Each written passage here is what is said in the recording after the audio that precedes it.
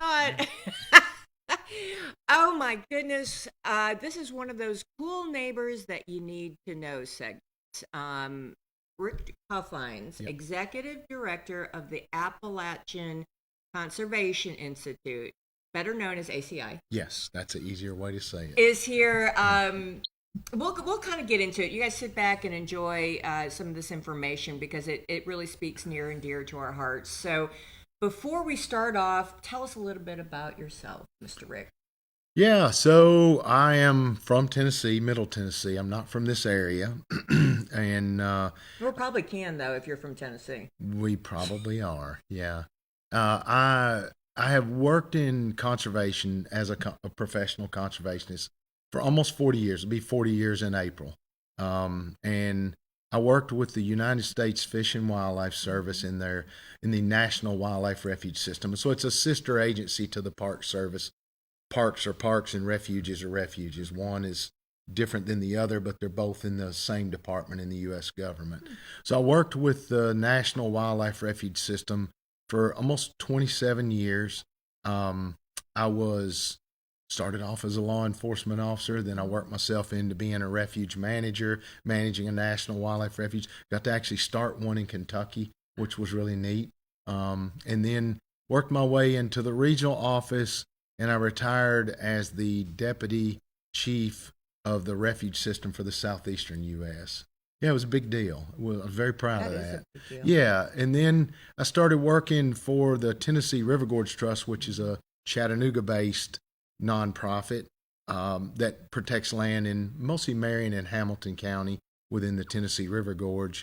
I did that for 11 years and retired to take this job on, which is probably going to be my last one. So he said. To help get this new project up and running and started, which is a really exciting one that we can talk about this morning and share with everybody what we're doing. Okay, all right. So segue to today, or basically 2 years ago. How did this come to be? We're talking about a segment of land, 11,000? It's 10,850 acres. So close, so Yeah. close. Mhm. That's right outside of Tracy City. Yes. So there's a couple from Chattanooga that wanted to purchase a large tract of land. And part of the goal of them purchasing that was to create protections on that land and make sure it's open for the public. They wanted to be involved in it and be a part of the whole process. They've hired myself and the rest of the staff to help create this institute, ACI. That's a place. The three tenets that we work off of are land protection, land restoration, and scientific education. And access is a component of that as well. Letting the public come and access the place and enjoy the place. This beautiful place, by the way. Gorgeous. Yeah, yeah. And so we created the nonprofit called the Appalachian Conservation Institute. We're working with local universities like Sewanee, University of Tennessee, Chattanooga, to look at the science aspects of what's there, because we want to make sure that what we're doing is good for the land and that we can keep the land healthy. And that's the primary goal of what we're doing. But then also to protect, restore, and allow people to come and learn more about it. Wow. Yeah. So 2 years ago?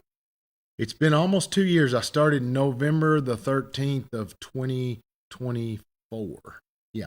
And so this is like a new concept. I have not seen this in conservation world. This is new, isn't it?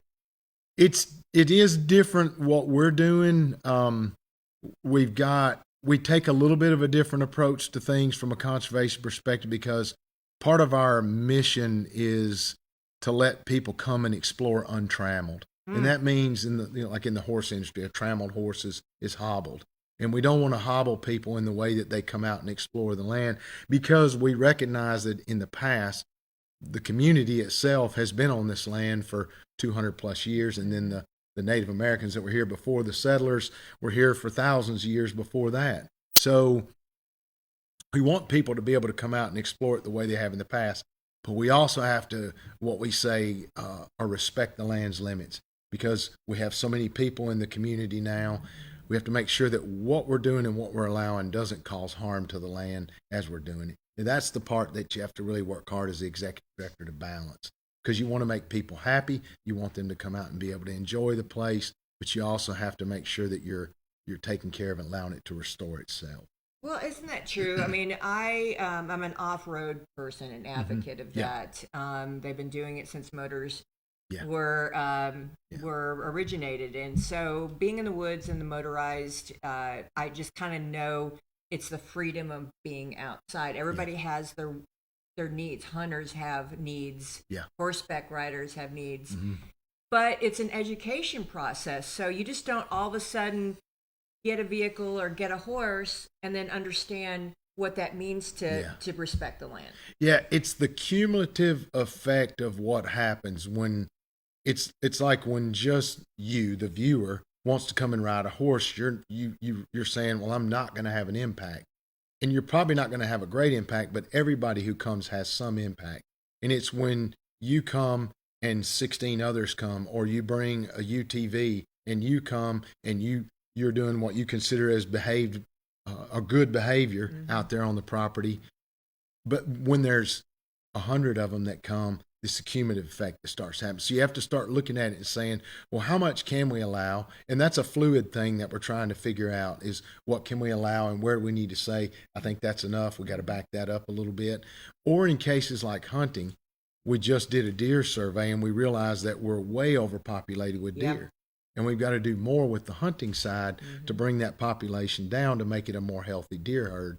So what the numbers that we decided were what we call the quotas for the hunting for the day, we're going to have to up that. Wow. And we may have to change the way that we allow harvesting. We were starting with archery only. I think we're probably going to have to look at doing shotgun and muzzleloader to get started to take some more deer off the land. So it's things like that. It's this fluid process of listening to the community, who may not like a limit that you put on, say, how many off-road vehicles we can allow per day through the property and still keep it healthy. And listen to that and say, okay, I hear what you're saying, and let me explain to you why I can't give you that number that you want. And this is why the number that we're using why we're using the number we're using right now. It's a difficult balance sometimes, but it's a fun one. Well, it's fun, and bottom line, we need to leave Mother Earth better than we found it. Yeah. You know, it's we have to be good stewards, and that means that they do need to get out and know what that means. And you're not just saying it because you ride a black OHV and you don't like it. Yeah. Right? You're doing it scientifically. Yeah. This is teaching folks how to respect the land, because by golly, it's ours. Yeah, and there's not as many open spaces like that anymore. And I'm not an opponent of people living out in the land. I'm not an opponent of people building houses and developing in these beautiful places, because humans are part of this whole process too. All of us are the same. So I think we've got to just find that balance. But we also have to have places that we say, let's keep that like it is. Let's hold that deer. Let's say we've got to have this open space.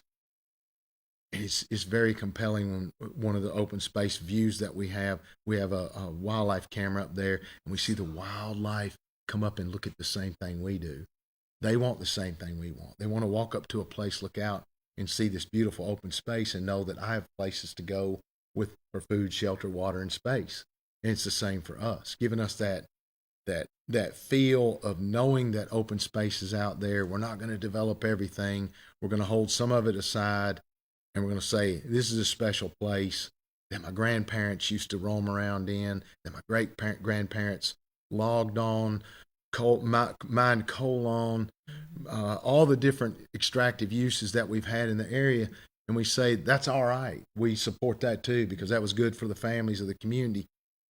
But we also want to take some time and say, let's give it a rest and let it restore. Yeah. That's beautiful, because it is healing. It's, since the beginning of time, our mineral springs, being out in the woods, everyone's like, I've done that my whole life. But it is a healing process to be out in that space and in nature. Yeah, it is. I think the space is the one that we always forget in that definition: food, shelter, water, and space. We feel the lack of food. We feel the lack of shelter. We feel the lack of water. we actually feel the lack of space, but it's usually in the form of stress that we don't associate with what it is that's really stressing us. And the space is the thing that I think sometimes we need just as much as food, shelter, and water. And that this is a way for us to give that space back to people and let them know that it's going to be protected in perpetuity in the long run for everybody to have that open space to come to. Yeah. And is that what the fellow and his wife wanted for this? I mean, yeah, they do. They're in the process of donating the property year by year over to the Institute. We got our first swath donation last year. It was around 3,200 acres, I think. And then as their needs require, because they do get tax benefits for donating the land, and they should. As they should. Yeah, and they're able to, they'll donate more each year as they need to us. And then in the long run, the goal is for all that property to become part of the Appalachian Conservation Institute. And then it belongs to the community. It belongs to all of us. Yeah. All right, I've got to, because when we get older, we watch birds. Yeah. So Yeah. Yeah. you become that person. Yeah. As y'all know. So you've got this cool bird thing that you do. Yeah. Tell me about that. So we have the Bird Observatory that was built last year. We've been through 2 seasons so far. And what we do is we study the birds, and people would say, well, why do you study the birds? You know, some people don't understand the value of what they provide for us. They're more of that indicator species of the overall health of the forest for me as the manager of that property. So as the birds go, the forest goes. And as the forest goes, the rest of the animals go. So we can't study every creature that's out there and look at, you know, we did the study for the deer population. We can't do that for all of them. So what I know is that if certain birds are on the land that should be on the land, and certain birds that aren't on the land that should be on the land, that gives me information to know what do I need to do to the forest to make it more balanced and make it more healthy for the bobcat, the bear, the deer, the rest of the birds, your coyotes, everything that's out there. So we study those birds by capturing them in these nets called mist nets. They're these large 40-foot long, 9-foot tall black nets that are kind of like the nets you see in the restaurant industry for hair nets. They're real thin black threads of nets. The birds fly into them. They're harmlessly captured. We take them out. We look at their overall body health. We put a band on their leg. It's got a 9-digit number. We let the bird go. We determine age and sex of the bird, whether they're nesting, do they have body fat, are they getting the groceries that they need from the forest, and then we use that information to do sort of like if you have a child and they're telling you that they're sick, you ask them what's wrong with you. My throat's hurting, I have a fever. Well, this information is the same to us. It tells us there's something wrong. And then we can adjust and prescribe something to the forest or something on the land to figure that out. We also learn that with these birds, we know that they migrate. So they go down to Central and South America for the winter. Then they come back up here to make their broods for the summer. So we have to look at the full life cycle of the birds, because it may be that our forest is healthy, but it's not healthy in Central America, or it might not be healthy on the migration route. And so we're actually tracking these birds. It's really cool. Just little tiny nanotechnology that we put on their back, and it tracks the bird. Bird will come back the next spring. We'll recapture that bird, take that little backpack off, and download the data, and we know where it went and how it flew. Oh, wow. Yeah, it's pretty cool. Yeah, it is. Oh my gosh, all this technology. And how many times do you do the banding? Didn't you do one in January? We do them in the spring. We tried to do them this fall, but weather was killing us. Okay. We also had trouble this spring with the weather. We try to do some public bird banding days. If you follow us on Facebook, you'll see the announcements for those. We'll be doing that again in the spring. We do a little bit of banding in the winter, but it's usually nighttime banding for owls. And so it's not really a public event. But during the spring, we'll have some public events this coming spring. If we don't get as much rain as we did last year, which I'm not cursing the rain. I like the rain. We like the rain. Yeah. But it made it difficult. It seemed like it rained every time we scheduled a bird banding event. But we'll allow the public to come out and ride around while we're collecting birds, and watch us do the banding and the examination of the birds. We usually let the public release some of the birds. That's always fun. You know, to watch them put the bird in their hand, let them open their hands up and let the bird fly. Yeah, it's a lot of fun. And then the fall, we'll do some again next fall. We just struggled this year to get it done. It happens. You got a lot going on over there. Yeah, we do. You had that big picnic. We did. It was our first open house. We've done a couple of public meetings, which went over really well. We've done 2 of those, one in Trace City, one down at Sequatchie Cove Farm. They were well attended, which I'm glad that the public wants to come and learn more about it. Then we did an open house because you want to be transparent, because there were some people just didn't understand what we were doing. Well, it's crazy. Yeah, it is. It is. Well, I think some of them saw all the infrastructure work we were doing on the gravel roads, improving those roads so that people will be able to use the property better in the future once we start opening up for hiking trails and things. They saw signs for the roads, and I think they started thinking that we were a developer, and we aren't. And so I think it was important to open it up. We think a little over 100 people showed up Saturday. It was great. We took them out to one of the big overlooks. Oh, yeah, it's beautiful. Tate's Point. Yeah, it was. It was beautiful. We showed them around the grounds. We had some good food. I think people had a blast. Yeah. Well, and get them back in nature. That's the way it's supposed to be. All right, let's talk about processes. How do you access the land? So the best way to do it, everything we do is free. Start with that. Free. Nice. Free. It's free. Free. So we don't charge for permits, but we do ask that you get a permit for your activities. So if you want to ride a horse, you go on the website, there's a tab on the website for access, and then you would register on our access site, and you get what's called a Recreation Access ID. We call it a RAID number. RAID, Recreation Access Identification Number. Sounds governmental. It does. It's weird. Yeah. But it was the system that we bought. We had to buy a system that worked that way. And it's called Recreation Access ID. Once you have your ID number, then if you want to, you go to the Rec Access is the website that we use. You go on there and you pick the activity you want to do. You check in for the day. And then at the end of the day, when you get back home or on your phone, if you have a cell signal, you check back out. We know that you came. We know that you went. And then we can track how many people are actually using the place. And people would say, well, I don't really want to be tracked. And I get that. So the reason why we do that is that when we write grants, some of the grantors want to know how many people are using your property. They do, yeah. So that piece of information is why we ask you to check in and check out. Then we know how many people have ridden horses, hiked, ridden a bicycle, hunted, ridden a UTV, any of those things. We can show those numbers for the year of who used what. You know what, that helps though too in so many different ways. Yeah. Speaking of scientific, you can know trends like horseback riding just exploded. Yeah, it just did. Exploded. It I mean, did. Who knew? Within the last 2 months, there was one lady. Her name is Mary. I think Mary Taylor. I think is who she is. She started coming out to ride, and I think just started something on Facebook. And now we've got horseback riders coming during the middle of the week, on the weekends. It's great. Yeah. I saw her out there Saturday. Yeah. She was back out there. Yeah. Yeah.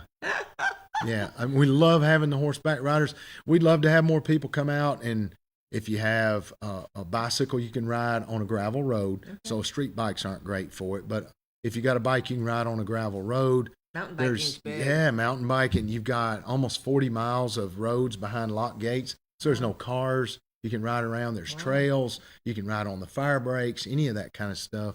Walk a dog. You can come out. Archery hunting's open right now. We may change that to open it up to more access. You got the ability to ride your horse. You can ride UTVs down in the cove, not behind the lock gates up on top, but down in the cove. We've got UTV riding down there. We are going to start enforcing a number on that. We haven't yet. Sure. I wanted to give people time to get used to it. There was some change coming. They have handled us so well. Well, I don't like change either. Oh so, my gosh! Yeah. I mean, you eased in the changes over such a long period of time. It's like taming a horse. You know, you just kind of ease in, and Yeah. you're like the horse whisperer. No, well, I try to take it slow because I'm the same way. Nobody likes sudden change. And I knew that when we came here, if we started sudden change, they wouldn't like what we were trying to do, no matter how hard we tried. So we've just been telling people for almost 20 months now, there are some changes coming. We've been handing out business cards on the weekends to riders saying there's a permit system coming because we know how many people use that cove down through there. Sure. But we can't allow that unfettered access. It's bad. They're tearing up some stuff bad down there. We have some yahoos. Yeah, we yeah. do. Every sport or what hobby has them. Yeah. But the majority of people are families. The majority of people are down there enjoying it the right way. We recognize that, but we've got to start putting some benchmark out there to say, this is where we're going to start, and we'll adjust from there if needed. Sure. But it'll again be a free permit, but it'll be first come, first serve. But we're still going to allow riders to ride. Yeah, because that is, Coalmont OHV Park, one of the premier places in the Southeast. Yeah. And it's a destination park, and they're just going to need more land too. But it abuts y'all. There's one piece of property between us and Coalmont, and I think that landowner allows people to flow through them as well. And we're going to allow that as well, but there'll probably be a benchmark. Well, there will be a benchmark number that we have to work off. That's called managing. Yeah, managing the resources. Yeah, that's right. Yeah. All right. Hunting. Let's go over that really quick. So I don't have the seasons in front of me. Usually, I'll look that up a little bit better. Is it the end of October? When does hunting? Right. You're not doing gun. Well, we may. After getting the information we got back, we have 96 deer per square mile. That's a lot of deer. That's a lot of deer. We need to have around 25 for it to be healthy. So we may have to open up. We're going to have a talk about that. I'll have to sit down with the board of directors and ask them what their thoughts are. But I think we're probably going to recommend that we open it up to maybe a higher quota, not too much because we don't want it to be a safety problem and have too many people on the same property together. But we may open up to shotgun and muzzleloader, high-powered rifles on that flat property up there. With too many people is probably not a good idea. Probably not. So right now we're open to archery. Again, it's free and it's first come, first serve. I think there are 11 permits a day that we issue, 7 days a week. Well, actually, we're closed every other week, and we have 1 week a month that's locals only. That was the other thing that we did. So all of our permits, there is 1 week a month or every other week of the month is locals only. So if you live within local zip codes, you can get a permit. People from Chattanooga, Nashville, and other places can't get a permit. Nice. And then, I love that. then every other week it would be open to anybody, including locals. Okay. So the locals are open. Anytime we're open, the locals can apply. Yeah, and anytime every other week, if you're outside those zip codes, you can't apply. You cannot. Well, deer meat is amazing. Yeah. And it's a great resource. I'd rather see the meat being utilized to feed families than, just trophy in the head and then that's it. Processing plants, are there any local processing? There is one. I don't know where it is, but one of our employees, Corey Gurman, just had 2 processed for our open house Saturday. Nice. So because we served some venison there that day. Good. We had some venison burger and some pepper poppers and stuff like that. So there are some. I don't know exactly where they are. I think it's somewhere here in Mont Eagle or in the area. That'd be fantastic. Just started thinking of those things. It's if we've got so many deer that need to kind of be, because Swanee even has a deer culling. Right. And they love their deer. Yeah. And theirs is getting to that healthy range, and we'll get there too. We're using the same process that Swanee used. Okay. And I think one of the things that we do is you have to take a doe before you can get a buck tag. Okay. So you can't just come shoot a buck. You can get one, but you got to first take a doe. Then once you've checked that in with state of Tennessee, you get your tag number from that. Okay. You have to put that back in the system. And then we know you took a doe on our property. Okay. And then you can get a buck tag. Nice. And Yeah. so I guess you guys, do you do patrol? Well, I'm not going to go into all that. You've got cameras everywhere, I'm sure. We've got some cameras at the gates just to make sure that people aren't trying to bust around the gates with vehicles and stuff. But I don't want people to think we got cameras everywhere. There are some at the gates. Um, we do we patrol the property, but again, it's a very soft-handed approach. It isn't about enforcement; it's about education. We use Marion County deputies, off-duty deputies. We pay them on the weekends to help us spread the word down on in the cove with UTV riders and up on top when they see visitors and hunters. And it's about education. It's not about citation. Which, once again, that's a wonderful approach Yeah. for us. I Yeah. mean, what a novel. I'm not saying that TWRA is very, intense in their thoughts, but it's nice to have a landowner that's gracious and wonderful. Yeah. And I love Josie, by the way. Okay. Yeah, she's great. What have we missed? Let's see here. We're working a lot on our infrastructure still, and I would ask people to be patient. With trails will be coming. We already have some because we're mainly using fire breaks because we'll be doing some prescribed fire to restore the land back to what we call a pine oak savanna. So it requires some burning, but we do that in very small blocks, same as Swanee, doing prescribed fires to create the habitat that should be there. And so trails will be coming. I think probably some primitive camping will be coming. Some parking areas will be coming. Road infrastructure will continue to be improved. We've been working on some construction infrastructure so that we have, like our bird observatory. We have solar energy out there because it's off grid. Yep. So we have a little microgrid of electricity. That's how we have electricity out there. We're building a small shop that's out in the field that'll help us be more efficient while we're working. Like if we're out there and we're working up, putting plumbing in for a bathroom, and we're missing a 75-cent elbow, well, it's almost a 2-hour round trip to go out here to Mont Eagle and grab a fitting and come back. So we're going to have a small shop out there that will have a limited amount of sort of that, I guess you'd say, hardware supplies, so that we can keep ourselves flowing on day-to-day work. Yeah. But yeah, they're putting in the small shop. They're putting in a pole shed for equipment and things like that. And then we'll be back on roads. We're trying to improve roads and access down into the cove. And we'll just continue doing it. That's almost a never-ending thing, is road maintenance and road construction. Gosh. Yeah. Because we try to use what's there, and the extractive uses of the past, that when they built roads, it was pretty much, let's get from point A to point B the quickest way possible. That's not always the best road. So we use what's there, and then we modify it to maybe put some cutbacks so it's not so hard with erosion and water rushing down the mountain. So we're working with that stuff, and we'll continue doing that. Caves are a big thing down there that we need to explore a little bit more and understand what's in our caves, looking at the culture of the caves, human culture, and then looking at the animals that are using the caves. Bats are a very sensitive issue. Yeah. So that's kind of the things I would think. Working hard on the website, trying to communicate. So please go to the website. What's the address again? It's the whole thing? Yeah, it's a mouthful. Appalachian Conservation Institute. .org, isn't it? Yes. Yeah.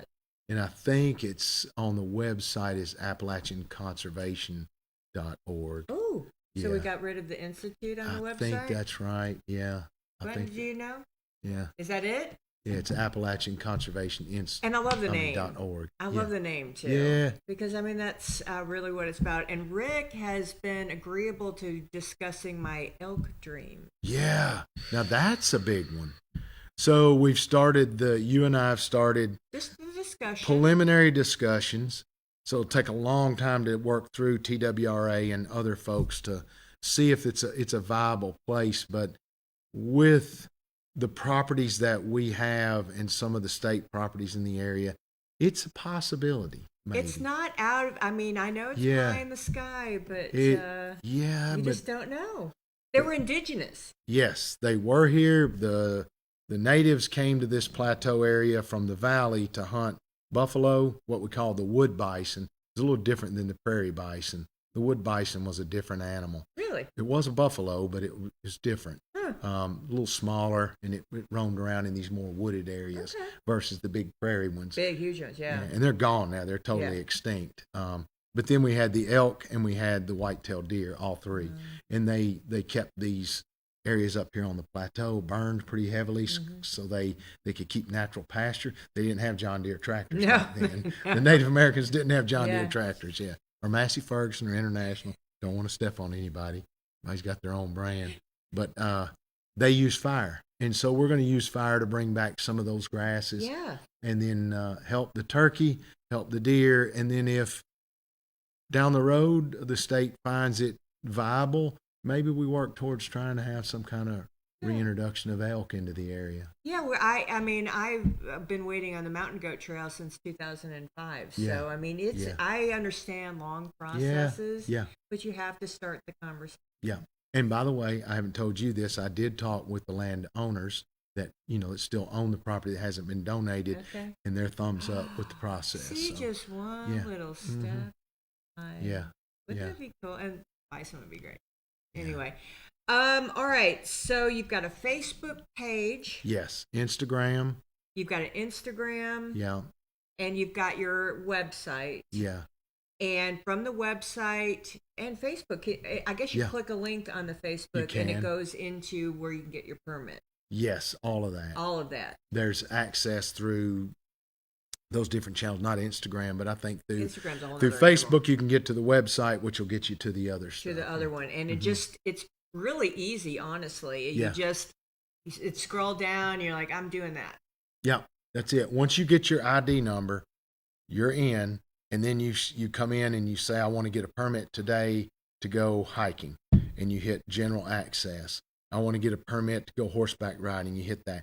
And then we just ask you to check back out at the end of the day so we know you went in and you came out. It's nothing other than us getting those numbers or metrics to be able to use for grant writing to get more dollars, let's say, to build more trails, or to put new signage up so you know more about what you're seeing, interpretive signage to say, this is a prescribed fire area. That's why it's black right now, because it's been burned. And then you come back 3 months later and it's lush green grass, and you start understanding why we're doing those.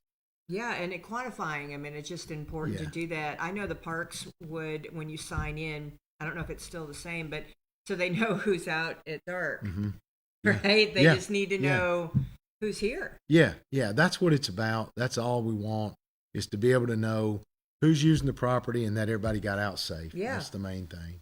Yeah. Awesome. Well, we're so glad to have you in the community. Like I said, you have been the Appalachian whisperer around here because we're clannish, and you have just navigated this so well, and we're just so proud to know you and so proud of the mission. Thank you. That we'll be able to use this as we should.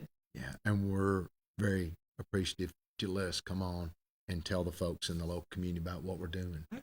Cool people you should know segment. I mean, you should know this, and it's just a wonderful aspect. Yeah, so thank you. Yeah, thank you. Anything we can do, you come back anytime. You've got the booking link. Yeah. So if something's coming on, you just come on. That's true. All right, I'm going to send Rick out to spread his own brand of joy and sunshine, and we're going to go on a quick break. Thank our sponsors. We love them, and we'll be right back regularly.